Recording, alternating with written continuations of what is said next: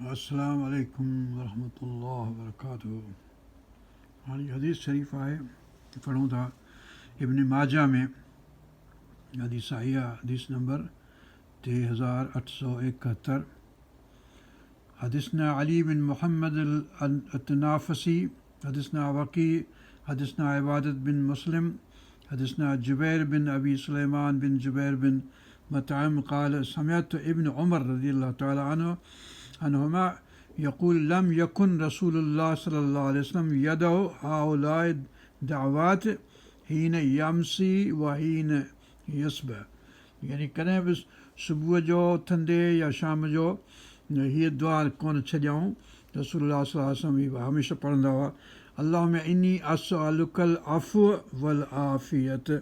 आउं तोखां, हे मुंहिंजा रब, आउं तोखां घुरां थो अफ़्व ऐं आफ़ियत, बख़्शिश ऐं सभिनी मर्ज़नि ऐं कर्ज़नि ऐं सभिनी मुसीबतुनि खां पनाह तुंहिंजी घुरां थो, आफ़ियत घुरां थो।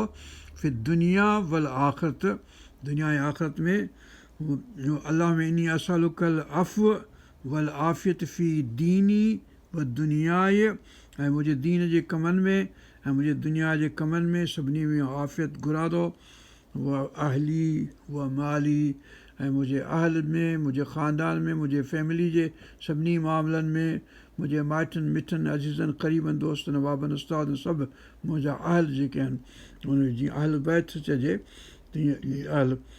अल्लाहुम्मा अस्तुर औराती, ए मुंहिंजा रब, असांजा रब, मुंहिंजूं ओघड़ूं ढक, मुंहिंजी ओघड़ ढक। ओघड़ माना औरत जी माना आहे ओघड़।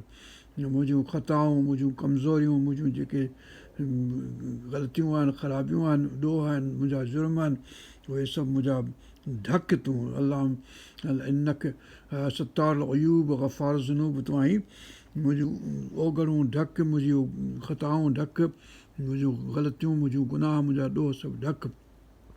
व आमन रओआती, ऐं मुंहिंजा जेके ख़ौफ़, मुंहिंजे डप आहिनि, मुंहिंजे दिलि मंझि, मुंहिंजे ख़्याल मंझि, वहम मंझि, वसवसनि मंझि, उहे मुंहिंजा अमन में आण, उनखे सुकून आण, इत्मीनान आण।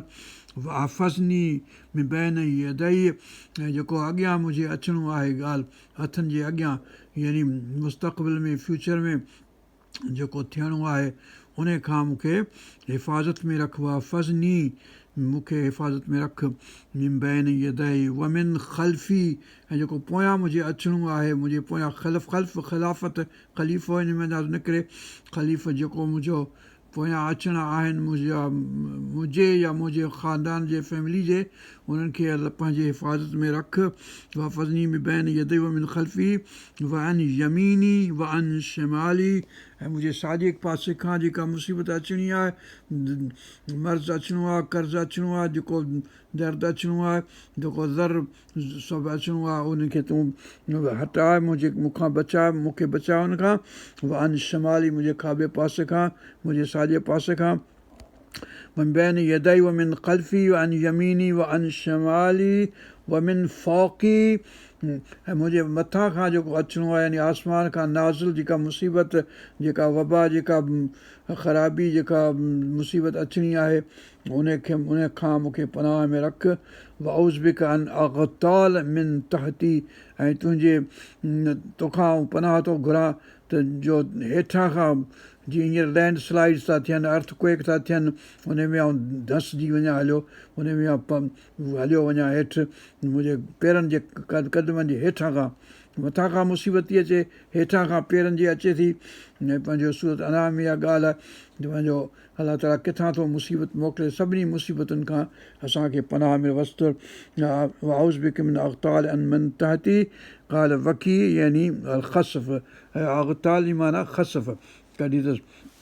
हाणे इहा ॼण हीअ दुआ आहे, अल्लाहुम्मा अग़फ़िर लना वरहमना वरज़ुक़ना वहफ़ज़ना वहदिना अला सिरातिल मुस्तक़ीम सिरातिल लज़ीना अनअमता अलैहिम ग़ैरिल मग़दूबि अलैहिम वलद्दालीन आमीन।